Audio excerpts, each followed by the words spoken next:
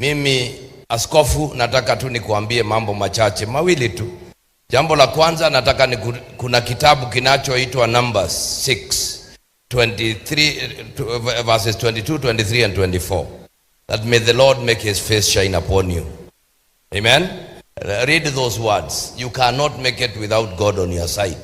Andamana na Mungu, hakuna njia nyingine. Even don't bother to look back. Wewe endelea kuangalia mbele, because that is why God has called you. The second thing, in the book of James, let us continue being compassionate and helping those that are there, that need us. You know, sometimes we ask, and I would want you to do this. Most churches, ukienda uwaulize, can you give me the list or the names of the widows in your church? Hawana. Ukiwauliza, who are the orphans in your church? They don't have. And the Bible is explicit. Inazungumzia juu ya the widows and the orphans. And what you are doing is the real gospel of Christ. So we want to wish you well with mom.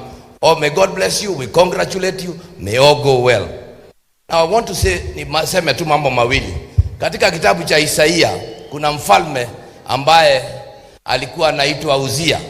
Na Isaya katika kitabu cha 6, mlango wa 6, anasema hivi: nilimuona Mungu wakati mfalme Uzia alikufa. Because yeye Isaia alikuwa anakaa katika the court of the king, lakini aliendelea kutabiri vile the king alitaka kusikia. He never knew that he should communicate the message of God to the people and to the king. So alikuwa anaendelea kuambia king. Unajua mara nyingi tukienda and Mheshimiwa Gachagua will tell you, mimi I always tell him the truth. Si mnajua mimi naongeaga ukweli because he is a truthful man. Hata wakati mnasikia nikiongea na president, pengine napandisha hamaki kidogo, lakini sina ubaya. I am just trying to say this. As we sit here today, the former vice president has spoken, and a number of people have spoken, that this country has started looking shaky. I want to tell you the secret. We must kill Uzia. Tunasikizana? Because the only person who has legal mandate to advise the president is seated here.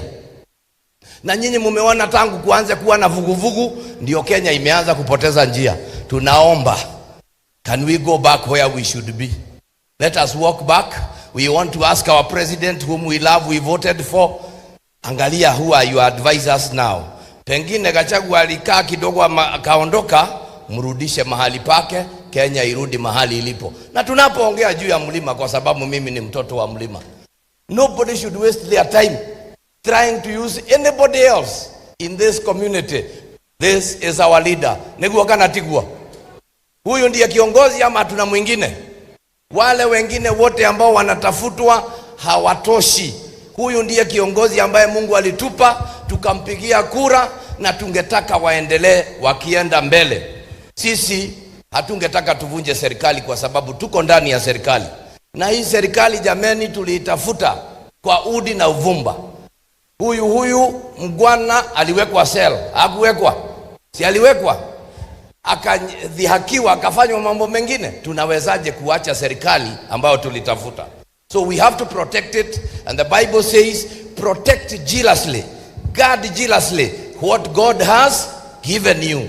And therefore, ukisikia tukiongea, tukisema, tunajaribu kusema, let us protect what we have.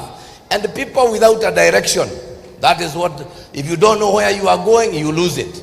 We are solidly behind our deputy president.